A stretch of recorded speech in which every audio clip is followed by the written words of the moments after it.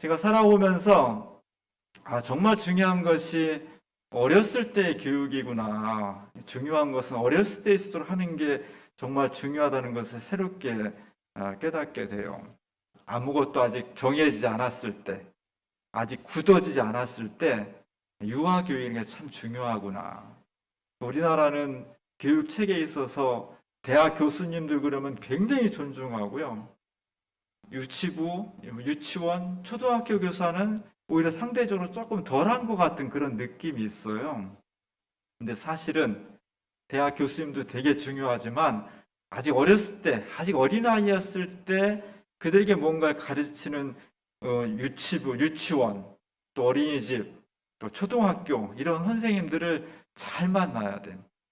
그분들이 정말 정성을 다해서 우리 아이들을 가르쳐야만 우리의 미래가 훨씬 더 아름답고 더 희망이 있는 겁니다. 왜냐하면 사람 다 커버리면요. 한 20살 정도 되면 다 자기 고집이 있고요. 이미 다 새겨져 있어요. 새겨져 있는 곳에다가 뭘 다시 가르치려면 어렵습니다. 근데 어린아이들은 아직 뭔가 새겨지지 않은 백지 같고요. 마치 칠판에 아무것도 써있지 않은 것과 같아요. 거기다가 무엇을 써놓느냐, 뭘 집어넣느냐에 따라서 그 아이가 자라나면서 곧고 아름답고 건강하게 자랄 수도 있고요. 삐뚤고 잘못 자랄 수도 있습니다. 우리가 원하는 것은 아이였을 때, 정말 아이였고 아직 뭔가 막 스펀지처럼 빨아들일 때 그 어떤 것보다도 우리 인생의 참 구원이 되시고 정말 인생의 근원이 되시는 예수 그리스도를 어떻게 우리 아이들의 심령 속에 그들의 지혜 속에 잘 가르칠 수 있을까 하는 것이 굉장히 중요합니다. 우리의 삶 속에서 예수 그리스도를 듣고 말하고 그 삶을 내 인생의 좌표로 삼아가는 삶이 얼마나 소중한 것인가 하는 것을 새삼스럽게 살아가면서 많이 느끼게 돼요. 저도 만약에 유년 시절로 돌아간다면 뭔가 빨리 내가 습관을 갖고 싶은 것들이 생기더라고요. 그러니까 사는 거는요, 습관이 되게 중요해요. 좋은 습관은 어렸을 때부터 잘 길들여져야 돼요. 나쁜 습관은 가능하면 습관 들이지 않는 게 중요하겠죠. 내가 유년시로 들어가면 뭘 제일 먼저 배울까? 오늘 성경 말씀처럼 잘 듣는 훈련을 더 하면 좋겠더라고요. 사람은 말하는 걸 좋아해요. 잘 들으려면 집중력이 있어야 되고요. 남을 존중할 줄 알아야 되고요. 자기가 하고 싶은 것을 절제할 줄 알아야 됩니다. 잘 듣는 사람은 어디 가든지 환영을 받지만 거꾸로 말하는 것이 너무 성급한 사람은 사귀면 사귈수록 사람들에게 실망을 주기도 하고 실수를 많이 하게 돼요. 그래서 듣는 훈련을 잘 했으면 좋겠다. 어려서부터 잘 듣는 훈련과 자세를 가졌으면 좋겠습니다. 우리 목회자들이 가끔 모이면 한 5년 전쯤만 하더라도 저희 동년배들이 모이면 교회를 어떻게 개혁할까? 사회를 어떻게 뒤집어 버릴까 한번. 정말 하나님 나라 운동으로 한번 혁명을 일으켜볼까? 뭐 이런 이야기들을 수십 년 동안 해왔어요. 요즘은 모이면 그런 이야기도 하지만 주제가 많이 바뀌었어요. 건강 어떻게 하면 건강해질까? 어떻게 하면 안 아플까? 노원 주민 어떻게 하고 있을까? 연금이 불안하대. 뭘 들으면 더 좋대. 뭐 이런 얘기로 많이 주제들이 바뀌게 되었습니다. 제가 좀 더 젊었더라면 건강을 위해서 이렇게 좀 더 신경을 썼을 텐데 그런 이야기를 생각을 많이 해요. 사실은 오래 사는 것도 중요하지만 더 중요한 거는 건강하게 오래 사는 거예요. 아픈 상태로 계속 오래 사는 것도 힘든 거예요. 건강하면서 오래 살 수 있는 방법이 뭘까? 제가 요즘 아침에 일어나서 실천하는 몇 가지가 있습니다. 하나는 아침에 일어나면 제가 까치발 할 때 까치발 이렇게 훨씬 키가 커 보이죠? 일어나면 이제 까치발을 뜨고 막 기지개를 쫙 이렇게 켭니다. 그리고 화장실 가서 입을 물로 한 두세 번 헹궈내요. 우리 입안에 잠자는 동안에요, 세균이 엄청 많대요. 그래서 제일 어리석은 사람은 일어나자마자 공복에 시원하게 물을 그냥 들이키는 사람이 배탈이 많이 난다는 거예요.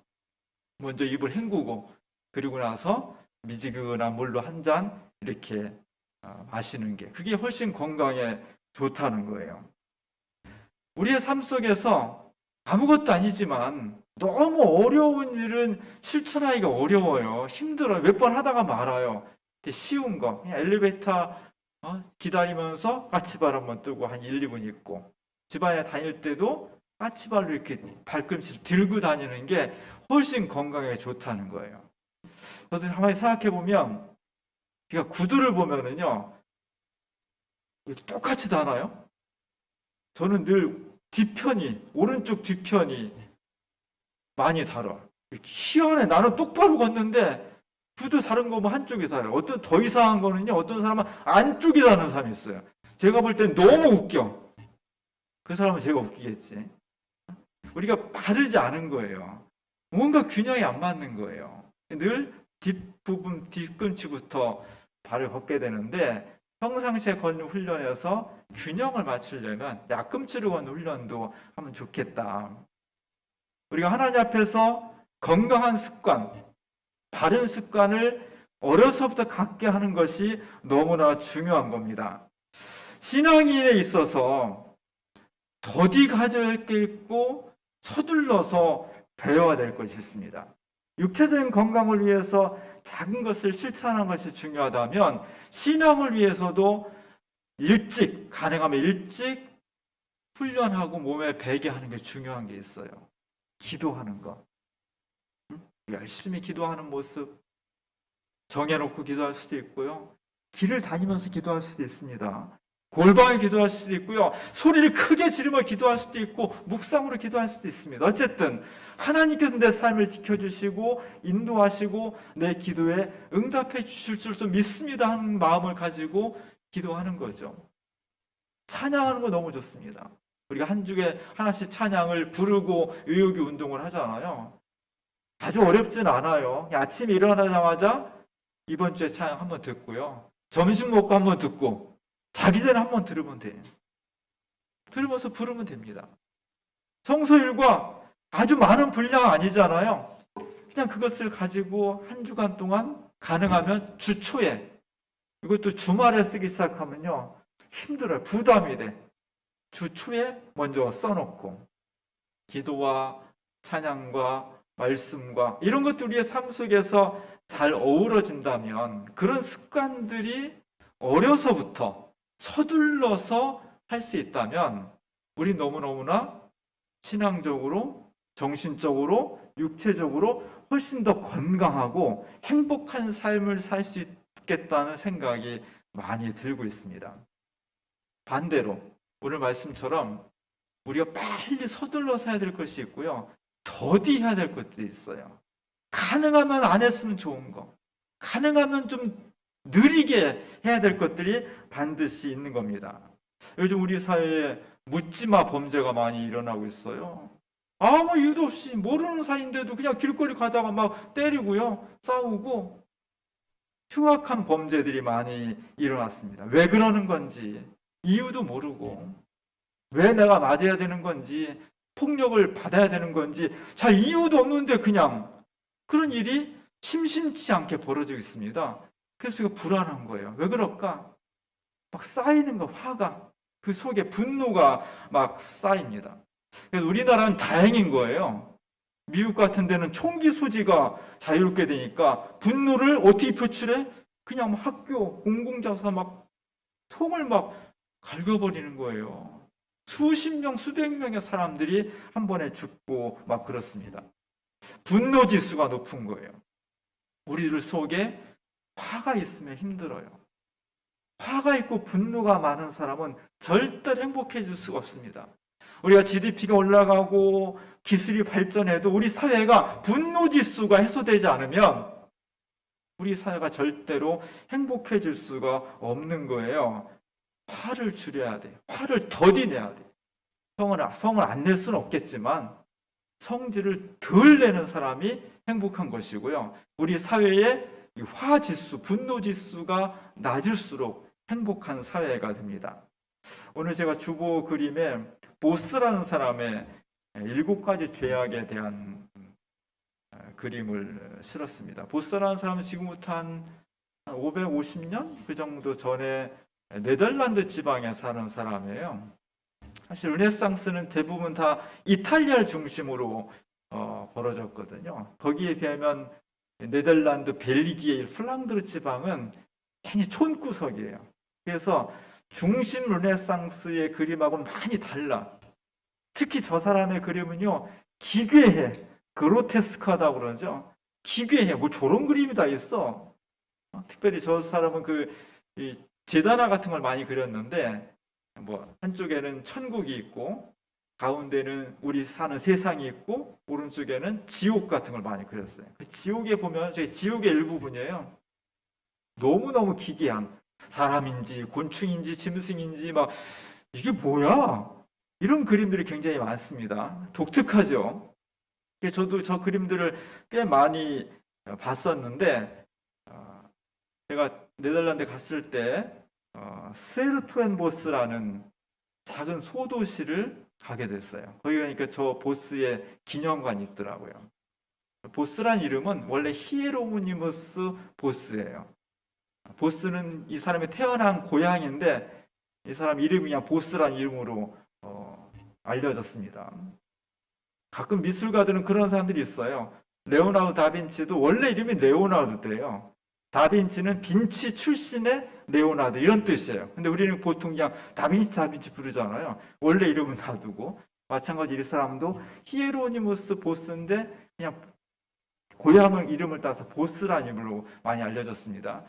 어떤 큰 교회를 내부를 개조해가지고 보스 기념관으로 보스 아트센터라고 만들었어요. 들어가 보니까 겉은 평범한데 속으로는 이 사람이 미술 작품들처럼 굉장히 기괴한 정도로 상당히 많은 것들을 전시를 잘 해놨습니다.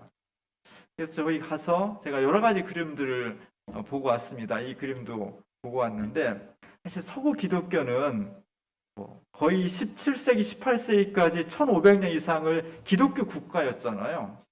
로마 교회를 중심으로 기독교 국가였는데 그 기독교 국가에서 많은 도덕들을 만들어냈습니다. 그 중에 특별히 여러 가지 중에서 7가지를 우리가 조심해야 된다. 7가지를 기독교인으로서 굉장히 조심해야 된다. 이렇게 전통적인 어떤 도덕률이 있었습니다. 그것이 교만, 그리고 인색한 거, 가난하고 힘든 사람들한테 막 너무 인색한 거, 그 다음에 남을 시기하는 거, 그 다음에 이성을 보면 막 음욕을 품는 거, 남의 것을 갖고 싶은 탐욕을, 끊임없이 탐욕을 부리는 거, 그리고 게으른 거, 나태한 거, 그리고 마지막으로 분노, 이런 7가지를 기독교인으로서 조심해야 된다. 이것이 아주 한 1000년 동안 내려온 서구 교회의 대표적인 도덕률이에요.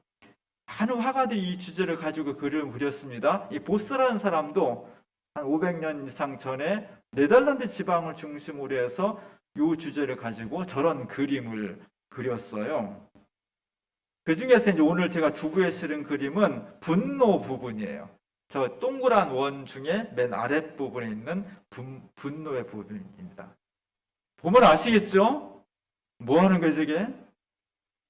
쌈박질하는 거죠. 어느 농가 또는 주막 같은 데서 두 사람이 지금 주먹 다짐을 하고 싸우는 거예요. 술을 먹다가 그냥 멱살 잡고 막 싸우고 막 그렇게 되는 겁니다. 막 탁자가 막 쓰러지고 모자도 남학신도 겉옷도 막 벗어지고 혈기 막 부리면서 지금 싸움하는 그런 장면이에요. 왼쪽 남자는 어떻게 좀 맞았는지 모르겠지만 하여간 의자가 저 머리에 지금 씌워져 있고요. 그리고 작은 칼자국이 난 이 오른쪽 이마에 칼자국이 이렇게 나 있어 피가 지금 이렇게 흐르고 있습니다. 눈 동그랗게 떠 있으면 막 미간이 찌푸려져 있고 지금 막 감정이 격앙돼 있죠. 그리고 막 입을 크게 벌써 막 항의를 하는 거예요. 근데 보니까 이빨이 2개밖에 없네. 가난한 하층민인 거죠. 상류층이 아닌 거죠. 굉장히 어려운 사람입니다. 어쨌든 싸움에 휘말렸습니다. 오른쪽에 있는 사람은 술에 상당히 취해 있어요. 얼굴만 봐도 벌써 이 사람은 굉장히 객기를 많이 부리는 사람이고, 한쪽에서는 칼을 들고 있고, 이 술 취해서 난동을 부리는, 아마 이 사람이 먼저 시비를 걸었을 것 같아요. 주막집 주인인지 가냘픈 여자가 이 사람 허리춤을 잡고 손을 막고 있습니다. 이 사람은 이미 눈이 많이 풀려버렸어요. 아주 그 난폭하고 폭행을 저지를 수 있는 그런 충분한 그런 모양을 가지고 있습니다. 이 사람들이 왜 이렇게 싸울까요? 처음부터 싸웠을까? 처음에 아마 재밌게 화기애애하게 이야기하고 술 먹고 막 그랬을 거예요. 근데 어느 순간에 감정이 올라와서 치고받고 결국에 좀 칼까지 빼들고 막 살인을 저지를 것 같은 그런 분위기를 벌였잖아요. 두 사람은 어떻게 됐을까요? 모르죠. 어떻게 됐을지 모르지만 저 정도만 가지고도 서로의 인생에 상처가 되는 거예요. 많은 상처를 받는 겁니다. 우리가 우리 속에 있는 올라오는 화를 잘 다스려야 돼. 이 보스라는 화가는 자기 시대의 어떤 민중들의 어리석음과 광기를 많이 그렸습니다. 우리 속에 있는 화를 잘 다스리지 못하면 불행해지는 거예요. 특별히 이 주제에서는 저 당시에 플랑들 지방의 사람들이 술을 엄청 많이 먹었나 봐요. 2, 3주 술병을 막 주면서 지금 제정신이 막 많이 갔는데 또 술을 막 먹은 그런 모습을 보여주고 있잖아요. 사실 술이라는 것은 분위기를 되게 좋게 해주고 좋은 매개차가 됩니다. 그러나 사람이 술을 먹는 게 아니라 나중에 술이 사람을 먹게 되면 저렇게 분노를 참지 못하고 자기 인생을 망가뜨리는 경우가 많이 있습니다. 현대도 마찬가지죠. 그래서 나중에 큰 사고 일으키고 변명이 법정에서 단골로 하는 변명이 뭐예요? 제가 술 때문에 제정신이 아니어서. 이제 그런 게 통용되어서는 안 되는 겁니다. 그래서 자기 스스로를 판단해서 나는 내가 술을 제대로 조절하지 못하는구나 이렇게 판단하는 사람은 첫 번째는 본인을 위해서, 두 번째는 가족과 친지를 위해서 술을 끊는 게 좋아요. 내가 조절을 해야 돼. 자기를 조절을. 그렇지 않으면 저렇게 불행한 사건이 일어날 수밖에 없는 겁니다. 오늘 이 화가는 7가지 덕목을 이야기하면서 우리가 인생을 살아가면서 이런 죄에 성급하지 말아야 된다. 더디게 해야 된다. 그러면서 맨 가운데다가 인간의 눈 모양의 홍채 모양을 그려놨어요. 맨 가운데 누가 있습니까? 황금빛 홍채는 하나님을 상징하는 겁니다. 그리고 맨 가운데 예수님을 그려놓았어요. 그 밑에 라틴어로 주의하라, 주의하라. 하나님께서 보고 계신다. 이 그림을 보는 수많은 사람들이 글씨는 잘 모르지만 내가 이 7가지 죄악은 조심해야 되겠구나. 왜냐하면 하나님께서 이 황금 눈동자처럼 지금 우리를 지켜보고 있으니까 승질을 들러야지. 탐욕을 부리지 말아야지. 나태하지 말아야지. 뭐 이런 어떤 그 교훈을 우리에게 주고 있는 것입니다. 기독교는요, 우리 일상 가운데에서 하나님이 우리를 늘 지켜보신다는 그런 마음을, 그런 믿음을 갖고 살아가는 게 우리의 삶의 자세예요. 주님의 눈은 하나님께서 우리를 늘 살피시고 보호하시는, 위험으로부터 보호해 주시고 죄악으로부터 보호해 주시고 또 이렇게 우리가 잘못된 길로 가지 않도록 우리를 늘 지켜보신다는 믿음을 갖고 있는 겁니다.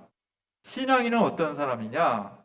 성경을 많이 아는 게 신앙인이 아니에요. 많이 알아야 되지만 그것만을 듣는 게 아니라 진짜 신앙인은 그 말씀을 통해서 내가 지금 홀로 있는 것이 아니라 눈에 보이지 않지만 하나님의 눈동자가 나를 지켜보고 계시구나. 내가 늘 하나님 앞에 노출되어 있구나. 내가 숨을 곳이 없구나. 그래서 우리는 그렇게 완벽하게 살지는 못하지만 하늘을 우러러 한 점 부끄러움이 없는 삶을 살려고 애쓰고 노력하는 사람이 그리스도입니다. 그 중에 하나가 성내기에 더디하는 사람. 자기 자신의 화를 자꾸 절제하고 그것을 너무 쉽게 드러내지 않는 그런 훈련을 하는 사람이 중요한 거예요. 저희 노예에 있는 어떤 젊은 목사님, 후배 중에 하나가 40대 초반이니까 되게 젊은 목사님인데요. 이분은 목회자 중에서 드물게 성 전문가예요. 성윤리, 성폭행 뭐 이런 문제 아주 독보적인 그 공부를 해서 강연을 많이 다니고 TV에도 많이 나오는 아주 장래가 촉망되고 정말 보물 같은 목사님이에요. 그리고 교회를 개척했어요. 개척하는데 어른들을 위한 교회를 개척한 게 아니라 어린이들을 위한 교회를 개척했어요. 자기 돈 들여서. 어린이들을 위한 교회를 개척하니까 헌금이 안 나오잖아요. 자기가 열심히 강연 다니고 연구하고 책 내고 다 돈 모아가지고 다 이 아이들한테 쏟아붓고 있어요. 너무너무 훌륭한 후배 목사님이에요. 근데 이분이 어느 날 갑자기 40대 초반밖에 안 되는데 암 판정을 받았어요. 갑상선 암이 왔는데 갑상선 암이 여러 군데로 전이가 돼가지고 얼마 전에 5시간 동안 수술을 받았어요. 다행히 지금 잘 회복은 하고 있는데 이분이 이제 입원해서 페이스북에다가 이런 글을 썼어요. 회복을 잘 하고 있습니다. 근데 저희 병실에 다 암 환자들이 있는 거예요. 대장암 환자 2명, 갑상선암 환자 2명, 간암 환자 2명 이렇게 6명이 있는데 다 얘기를 들어보니까 다 건강에 너무너무 신경을 잘 쓰는 분이라는 거예요. 몸에 안 좋은 인스턴트 거 다 먹고 몸에 좋다는 거는 가끔 찾아 먹고 술, 담배 안 하고 운동 열심히 하고 뭐 가족력도 그렇게 뭐 부모님 중에 가족 중에 암 가족력도 별로 없다는 거예요. 근데 왜 암에 걸렸대? 근데 다 일 들어보니까 공통점이 있다는 거예요. 첫째, 잠을 많이 안 잔다는 게 잠을. 자기도 4시간밖에 안 잤다는 게 여태까지. 너무 일을 열심히 하고. 다 잠을 많이 못 잤다. 잠을 잘 주무셔야 돼요. 특히 주일날은요, 한 8시까지 주무세요. 8시까지 주무시고, 그래야 11시쯤에 예배 드릴 때 최적의 컨디션이 돼. 너무 일찍 일어나지 말고요. 남자들 조기축구 하지 말고요. 주일날은요, 그냥 한 8시나 9시까지 푹 주무세요. 그냥 지겨울 정도로 자고, 그리고 11시에 예배 오셔야 돼. 잠을 많이 주무세요. 옛날에는 잠 많이 자면 너 뭐 될래? 그렇게 게을러가지고 저도 그런 생각 했었거든요. 근데 저는 요즘 틈만 나면 자자요. 잠이 중요한 겁니다.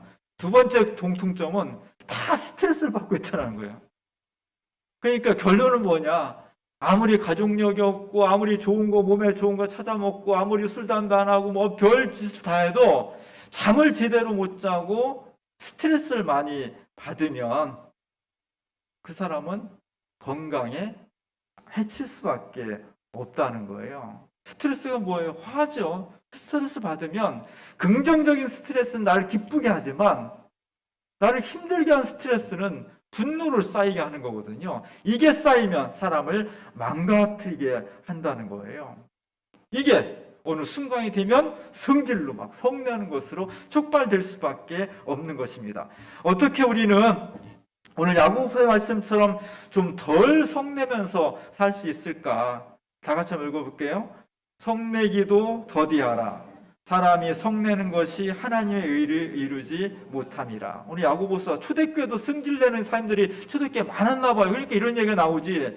다 온유한 사람이 뭐래 이런 게 섞였어요. 사람 사는 곳에는 다 괴팍한 승질내는 사람이 많은 거예요. 어떻게 예수 이름으로 이 성을 잘 조절하면서 화를 조절하면서 할 수 있냐가 되게 중요합니다.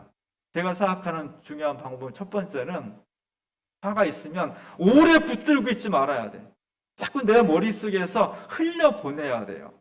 그 화가 내 속에 있고 그게 작은 것이지만 쌓이고 쌓이면 어떤 순간에 폭발하는 거거든요. 그러면 그 다음에는 전혀 딴짓을 하게 되고 후회해봐야 소용없습니다. 자기 망치고요. 그러니까 자꾸 화가 있으면 자꾸 잊어버려요. 그냥 흘려보내요. 내 머릿속에서 시냇물 흐르듯이 자꾸 흘려보내는 훈련을 하는 것이 되게 좋습니다.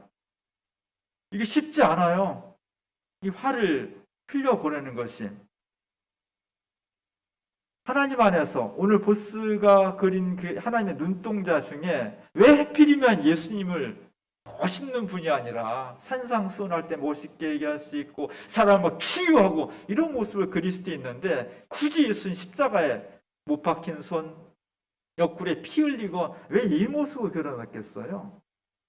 도저히 용서할 수 없는 것 같지만 우리가 바로 하나님 앞에서 용서받을 수 없는 존재인데 예수님의 저 십자가에 피 흘리고 죽으심을 통해서 나는 용서받은 사람이야.